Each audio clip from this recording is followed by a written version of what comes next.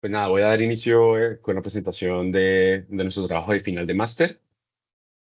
Durante la presentación tendremos pues una introducción para contextualizar los aspectos principales del trabajo, la metodología que hemos seguido y los resultados principales y las conclusiones que hemos obtenido a partir de nuestro trabajo. Bueno, la industria alimentaria se enfrenta a los retos de la transformación digital, donde el uso de tecnologías innovadoras para la inspección de la calidad están en una alta demanda. En la industria alimentaria, la presencia de cuerpos extraños es un problema relevante para la seguridad de los productos y de los consumidores. Y en la industria del pollo, en caso concreto, la presencia de fragmentos óseos es el problema más relevante. Eh, por lo tanto, se requieren de sistemas no invasivos y no destructivos para la inspección de la calidad del 100% de la producción. En ese sentido, los ultrasonidos como tecnología emergen como una técnica prometedora para poder abordar la detección de cuerpos extraños en la industria debido a sus capacidades no destructivas y no invasivas para la inspección de la calidad, la robustez de esta técnica en entornos industriales, su alta sensibilidad, su rapidez en la detección de cuerpos extraños y la capacidad también de detectar contaminantes alimentarios, los llamados soft foreign bodies, que son aquellos trocitos plásticos que con tecnologías regulares es muy complicado detectarlos. Esta tecnología opera a partir del contacto directo de los sensores ultrasónicos y de la transmisión de una señal acústica a través del alimento, en este caso, que es capaz de evaluar su estructura interna a través de los cambios de energía de esta señal ultrasónica, y también nos ofrece la posibilidad de inspeccionar la totalidad de la superficie del alimento y su interior para obtener imágenes ultrasónicas. Pues como lo comentaba, esta tecnología es prometedora para aplicar en línea de proceso para la inspección de la calidad. En este sentido, pues las técnicas de análisis multivariante, de analítica de datos, pues son muy importantes para poder analizar esa gran cantidad de datos generada a partir de los sensores ultrasónicos y desde luego de las imágenes.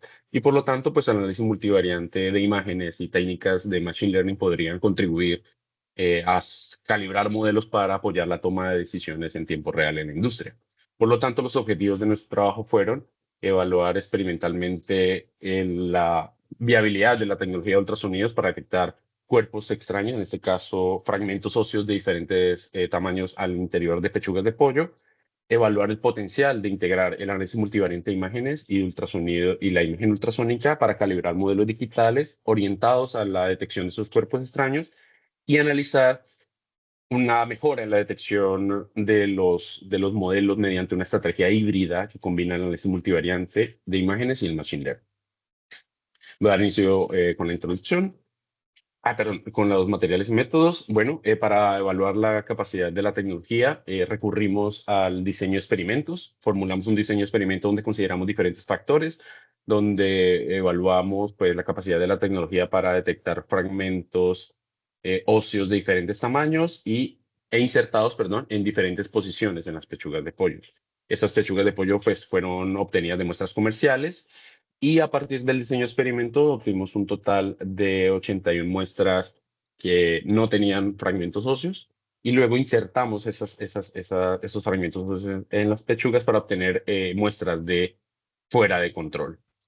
Posteriormente, obtuvimos las imágenes ultrasónicas a partir del escaneo de la superficie de las pechugas de pollo mediante la tecnología. Aquí tenemos el montaje experimental empleado, donde consiste en un par de transductores ultrasónicos que son capaces de transformar la señal eléctrica de un emisor, los transforman a una onda acústica que pasa a través del alimento y luego esa señal ultrasónica que pasa por el alimento es recibida por un transductor receptor y luego se transforma y a partir de un osciloscopio se digitaliza y mediante un ordenador se puede visualizar los cambios. Pero ¿cómo se produce la detección de los fragmentos?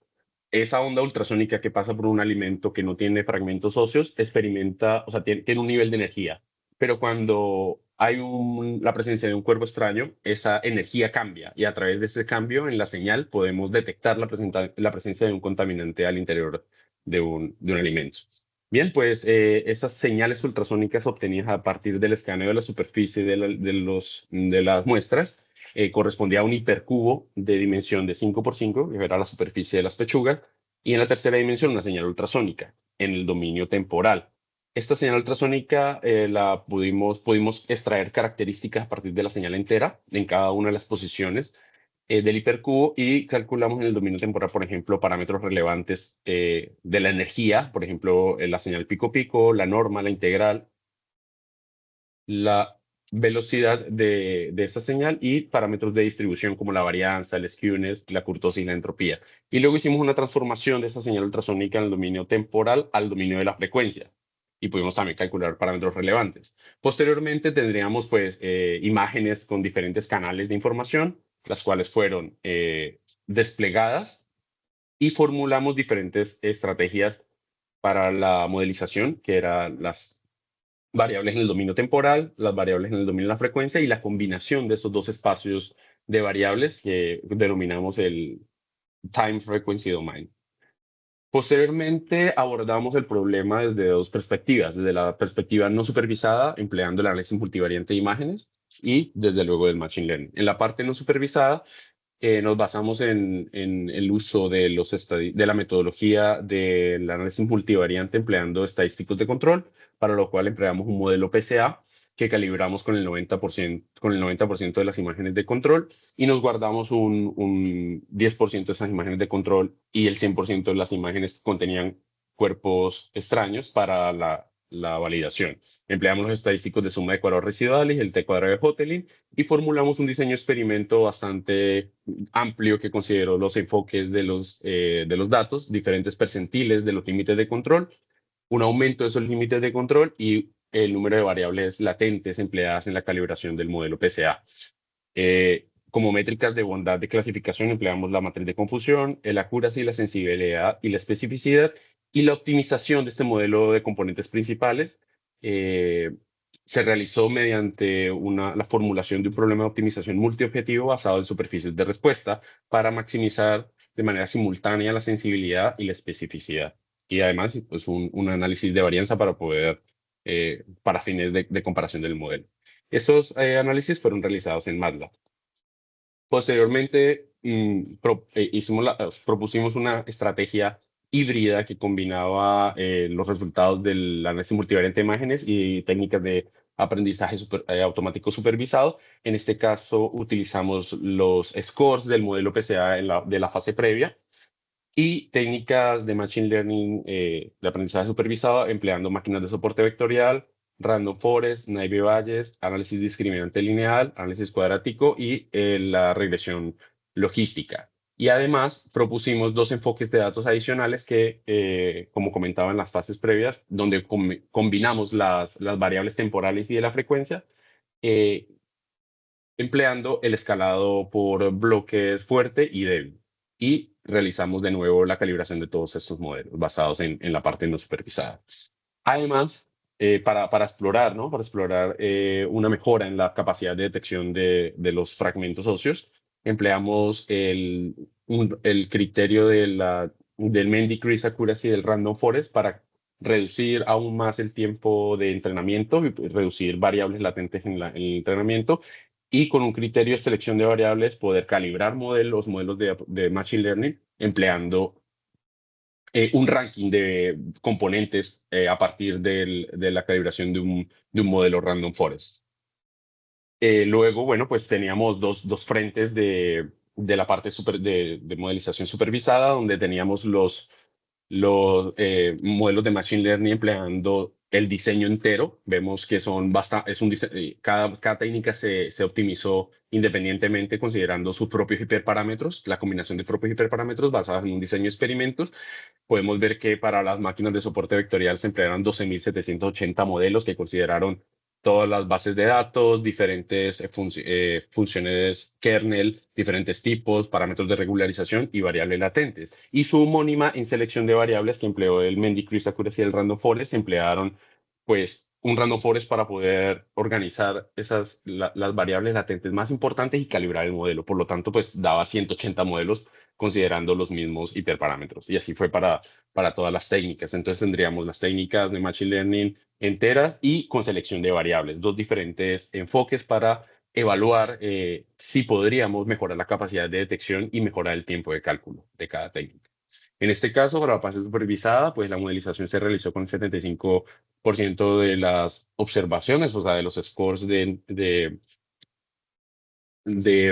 modelo PCA para el entrenamiento y el restante 25% para la validación. Y aquí se complementaron más métricas de ondas de clasificación a partir de las ya mencionadas anteriormente, como la sensibilidad, la especificidad, pues incluyeron la precisión, el recal, el F-score, el área bajo la curva ROC y el índice de Matthews. Y además también consideramos el tiempo de cálculo para el entrenamiento de los modelos.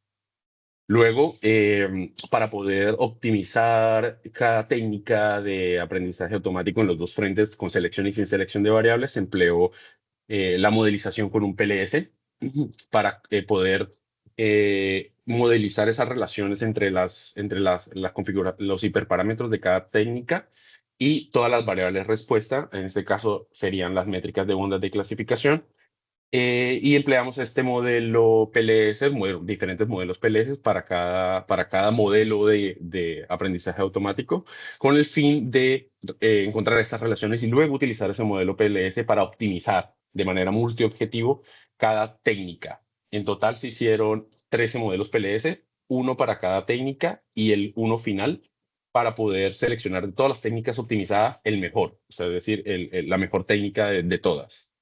Y luego, pues, realizamos una nueva multifactorial sobre el accuracy y el tiempo de cálculo también para fines de comparación.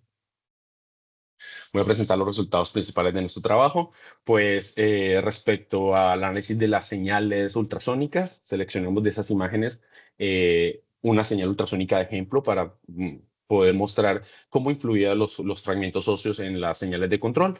Podemos ver que tanto en el dominio temporal como en el de frecuencia, la presencia de los fragmentos óseos produjo una reducción importante en la energía o en la amplitud de esa señal ultrasónica y también en el espectro de frecuencia, donde las mayores atenuaciones de la energía ultrasónica se observaron en cuerpos extraños más grandes. Es decir, que a medida que el tamaño del fragmento óseo disminuye, la energía, o sea, la atenuación de esta energía disminuye también. Y podemos ver que los fragmentos óseos de mayor tamaño produjeron también un cambio en la velocidad o en el tiempo en que la señal ultrasónica tarda de llegar del transductor emisor al receptor. Y esto puede deberse a que al interior de estos fragmentos óseos de mayor tamaño existe presencia de aire, del aire, por lo tanto se aumenta una interfaz en la transmisión de la energía y por lo tanto hay un delay en el tiempo de llegada. Podemos también, bueno, ver que en el espectro de frecuencia hay cambios importantes en la forma del espectro de frecuencia provocada por los fragmentos óseos. Luego, pues, producto del análisis de varianza multifactorial, podemos observar que la presencia de estos fragmentos óseos afectó de manera significativa los parámetros ultrasónicos tanto en el dominio temporal como en el de la frecuencia, y lo que comentamos anteriormente, que los fragmentos de mayor tamaño produjeron una mayor atenuación en la energía de la señal en el dominio temporal espectral y también cambios significativos en los parámetros de forma, por ejemplo, en la varianza, en la curtosis, en la entropía de las señales y los espectros. Y donde pues esos resultados fueron significativamente mayores para los cuerpos extraños de mayor tamaño. Respecto a los resultados de la modelización empleando el análisis multivariante de imágenes basados en los estadísticos de suma de cuadrados residuales y de cuadrado de Hotelling, podemos observar que, bueno, a partir de la optimización multiobjetivo podemos ver que a medida que aumenta el número de componentes principales en el entrenamiento y validación, respecto al estadístico suma de cuadrados residuales, hay un aumento hacia un máximo y luego tiende a disminuir. Y en el caso del T-cuadrado de Hotelling, a medida que aumenta el número de componentes, aumenta también la capacidad predictiva del modelo. Y mediante la optimización basada en superficie de respuestas, podemos encontrar que empleando la combinación de las variables del dominio de la frecuencia y en el dominio del tiempo unidas, teníamos las mayores capacidades de detección de los fragmentos óseos con una accuracy del 96%. Y empleando estos parámetros empleados en la optimización, que era el límite de control de la suma de cuadrados residuales al 90% y un aumento del 50% de ese límite de control. Respecto a los resultados de la modelización, empleando la estrategia híbrida con los resultados del análisis multivariante de imágenes y las técnicas de Machine Learning, podemos ver en esta figura que para las máquinas de soporte vectorial, empleando los diferentes hiperparámetros, obtenemos unos resultados interesantes, dado que al incrementar el número de variables latentes en la modelización, aumenta la capacidad predictiva del modelo y en este caso, para fines comparativos, la cuadrícula roja nos indica los resultados previos obtenidos en la fase del PCA y aquí una cuadrícula verde que nos corresponde al 90%. Y podemos ver que a partir de esta estrategia híbrida, empleando las máquinas de soporte vectorial, obtenemos unos resultados mayores al 98% en la detección, es decir, una mejora. Resultados similares fueron observados para los random forest, que emplearon diferente número de árboles en la modelización, para el Navy Bayes también empleando el suavizado de Laplace, y bueno, resultados no tan buenos para las otras técnicas del análisis discriminante lineal, el cuadrático y la regresión logística. A partir de estos resultados, perdón. Bueno, teniendo estos resultados, podemos ver que con la capacidad de detección de los fragmentos óseos depende también de los diferentes hiperparámetros que utilicemos en los modelos. Respecto al enfoque de selección de variables basados en el Random Forest, podemos observar el criterio de selección de variables, donde pudimos seleccionar las 30 componentes más importantes en la capacidad de detección. Como podemos ver, en este caso, la componente 66 no explica en gran cantidad de información, o sea, tiene una capacidad de explicar varianza de las X muy baja, pero es muy importante para poder clasificar las observaciones de control y de fuera de control. Pues a partir de esta selección de variables construimos nuevamente los modelos y aquí tenemos los resultados de cada uno de los algoritmos y podemos ver que hay una combinación de hiperparámetros que también, empleando estas variables latentes en el calibrado, obtenemos capacidades de detección mayores al 98%. Podemos ver las máquinas de soporte vectorial, los random forest, el Navy Bayes y los demás, pues que tampoco evidenciaron una mejora importante. Los mejores fueron las máquinas de soporte y los random forest. Luego, este es los resultados del PLS que calibramos con todas las técnicas optimizadas. Este es el 13º modelo PLS que se empleó. Aquí es donde se enfrentan todas las técnicas que ya fueron optimizadas previamente con los PLS anteriores. Y pues a través de este último PLS nos permite obtener el mejor, o sea, poder obtener el mejor modelo de los modelos optimizados. En este caso, podemos encontrar relaciones interesantes a partir de los gráficos de pesos. Podemos observar, por ejemplo, que las técnicas que tenían mayor capacidad de ajuste para el conjunto de entrenamiento y de validación fueron los random forest y las máquinas de soporte vectorial, y donde se tenían los mayores valores de accuracy, de sensibilidad y especificidad para los dos conjuntos de entrenamiento y de validación. Además, los resultados del modelo PLS también nos permitían discriminar las técnicas que no eran tan buenas en términos predictivos, como los tenemos el análisis discriminante lineal, el análisis cuadrático y la regresión logística. Y además, este modelo nos permitió obtener o inferir a partir del análisis de los scores, saber, por ejemplo, cuáles técnicas eran las que tenían un tiempo de computación más grande. En este caso, vemos que este marcador es el tiempo de computación. Podemos ver que estas técnicas que están cerca al tiempo de computación tienen los mayores tiempos de cálculo y en contraposición, por ejemplo, en esta parte, los que tienen menor tiempo de cálculo, pero tienen una excelente capacidad predictiva. A partir de este modelo PLS, pues pudimos obtener que los modelos de máquinas de soporte vectorial y random forest en variables latentes tuvieron unos resultados mayores al 98% para el conjunto de validación, y su homónimos en la selección de variables, en este caso el random forest con selección de variables, evidencia una mejora en la capacidad de predicción mayor al 99% y un tiempo de cálculo significativamente menor comparado, por ejemplo, con el Random Forest sin selección de variables. Aquí vemos que hay una mejora en la detección. Entonces, a partir de este modelo, pues pudimos seleccionar el Random Forest con selección de variables como la mejor técnica para la detección de cuerpos extraños. Finalmente, tenemos una comparación entre los resultados obtenidos solamente con el PCA en el apartado de análisis multivariante de imágenes y los obtenidos con este modelo de selección de variables de Random Forest, y podemos ver una disminución importante en la tasa de falsos positivos y falsos negativos obtenidos en la detección. Por eso pasamos de una accuracy del 96 al 99. Y en este caso, pues, todas las muestras de fuera de control fueron detectadas, y aquí pues tenemos al menos en una de esas iteraciones realizadas en la validación que pues tenemos un falso positivo, pero logramos pasar de tener 3 falsos positivos a tener uno. Eso pues es una mejora al combinar estas estrategias híbridas. Ahora pues voy a presentar las conclusiones principales de nuestro trabajo. Pues a partir de los resultados obtenidos podemos concluir que la imagen ultrasónica fue una tecnología efectiva para detectar los fragmentos óseos de diferentes tamaños. Los parámetros de energía y de distribución empleados en el dominio temporal y la frecuencia fueron efectivos para la detección de estos fragmentos óseos en las pechugas de pollo.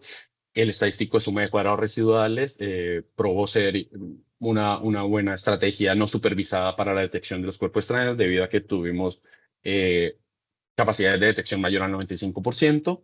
La integración entre el análisis multivariante de imágenes y la modelización con el Machine Learning mejoró significativamente la detección en un 3%, y que la integración entre el análisis multivariante de imágenes, el Machine Learning y las imágenes ultrasónicas probaron ser una herramienta eh, robusta de cara a la implementación de esta tecnología a nivel de inspección de la calidad en línea de proceso. Agradecer a mi grupo de investigación, que es el grupo de análisis y simulación de procesos agroalimentarios de la Universidad Politécnica, también al grupo de ingeniería estadística multivariante, quienes nos han ayudado muchísimo en la parte de la modelización, y desde luego agradecer a Valgray por concedernos el premio al mejor trabajo de TFM, y muchas gracias por su atención. Muchísimas gracias. Bueno, si no tenemos ninguna pregunta, yo quería preguntarte ahora sobre el trabajo que estás haciendo ahora para desarrollar tu tesis doctoral, y que nos contaras cómo te ha servido lo que has aprendido durante el desarrollo de tu trabajo final de máster, y que vas a poder aplicar a partir de ahora en tu nueva investigación. Claro que sí, muchas gracias. Pues a ver, todas las técnicas y toda la estadística que aprendimos en el máster, pues es muy útil para analizar los grandes volúmenes de datos que obtenemos a nivel de laboratorio. A nivel de la experimentación, de los sensores, sobre todo los sensores ultrasónicos, generan señales muy grandes en dimensión, y pues tener herramientas estadísticas para poder analizarlo y calibrar modelos para clasificar o predecir o para la toma de decisiones es muy interesante. Fue muy enriquecedor la formación en el máster de cara a la tesis doctoral. Eh, Me da las herramientas para poder hacer un trabajo importante. Muy bien, muchas gracias. Creo que tenemos otra pregunta de Héctor.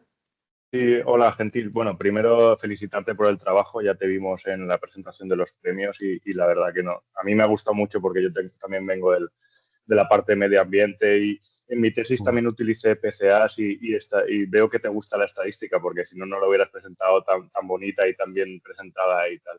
Y me preguntaba un poquito, ¿cómo normalizasteis en el PCA? Bueno, primero, creo que utilizasteis MATLAB Sí, para la herramienta estadística. Preguntarte si con los nuevos modelos LLM lo has probado también a hacer la estadística con él y cuál es la diferencia a los modelos clásicos de MATLAB.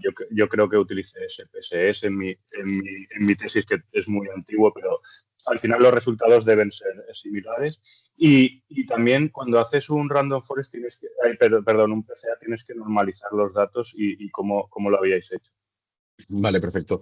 Pues respecto a cómo normalizamos el PCA, pues hicimos el escalado de varianza unitaria clásico para poder considerar esa influencia, ¿no? De las diferentes unidades o bueno, de las diferentes eh, variables, ¿no? En este caso, los resultados. Y luego, por ejemplo, incluimos el escalado por bloques, que era varianza unitaria y considerando el número de variables en cada bloque empleamos el escalado suave y el fuerte para ver cómo influía en la capacidad de detección. Y bueno, y evaluamos desde luego todo, lo consideramos en la modelización y la optimización. Algunos modelos sí que con el escalado por bloque puedes mejorar la capacidad de detección y también el tiempo de cálculo. Entonces era interesante como esto se trata de modelización basada en datos. Entonces en cada problema pues hay que explorar a ver cómo influyen respecto al LLM, sí que estamos viendo y estamos abordando también el mismo problema empleando otras técnicas en el Stream Learning Machine, a ver con qué otras técnicas también podríamos ver si mejoramos también la capacidad de detección o si mejoramos considerablemente el tiempo de cálculo. De cara a la aplicación en línea, viene muy bien tener modelos que sean capaces de tomar decisiones muy rápido.